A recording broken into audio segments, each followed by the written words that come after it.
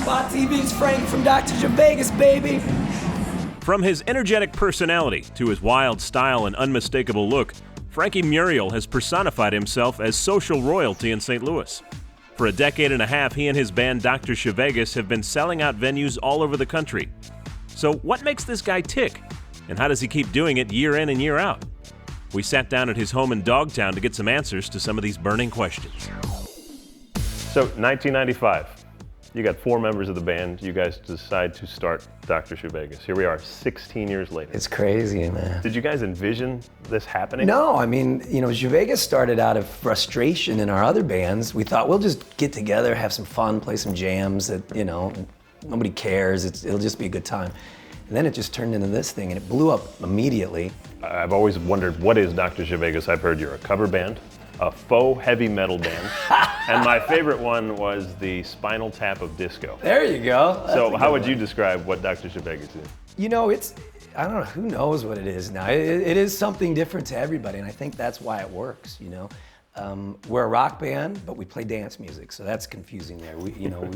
We're just a live, living, breathing jukebox. But I think because of our experience playing concerts and playing arenas and playing theaters and playing these big rooms, that we bring that energy to a club, and people weren't and still aren't used to that. But we kind of just drive it home, It's just, it's nonstop, booty shaking, 4 on the floor, bang, bang, bang, go. And it just brings the house down every night. Now the name. Very cool name, but everybody wonders where it came from. Yeah, it was one of the guys in the band. He was just kind of riffing on the movie Dr. Zhivago, and he was always just making kind of funny things.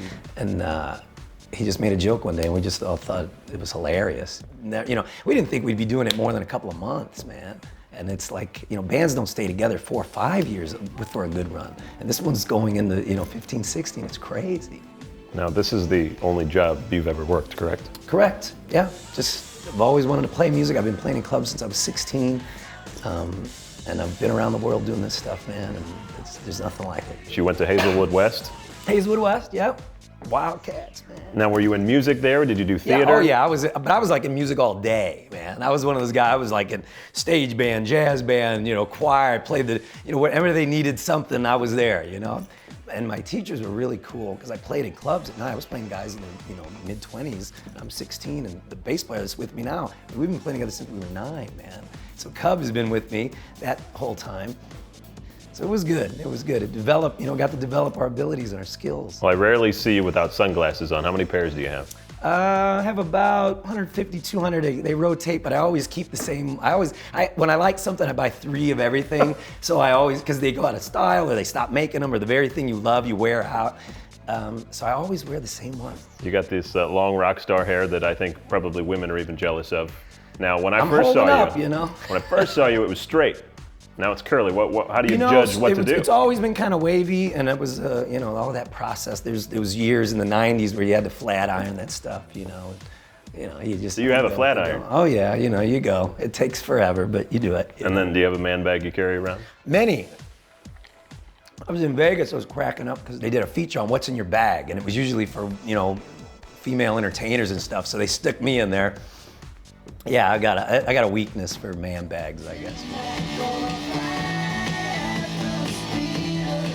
Now, Dr. Zhivegas has kind of slowly evolved. You guys now are actually doing some of your own stuff a little bit. You produce down here in the basement. Yep. We're getting ready to release some stuff this year. We're still working on it. We're about 5 songs into a new album. Just finished one of the second ones this week. We're sneaking them into the set a little bit, and we're getting some good response. So. Walk me through a little bit of the prep that you go through when you go to the venue, what you do backstage before you get out there, because as you talked about, it's a high energy performance. The coolest thing is when you get there at 8 o'clock and there's a line out the door already, an hour and a half before we even go on, the place is full, and that makes you feel good. And you owe it to those people to, no matter what you got going on, to just bring it and just to give it to them.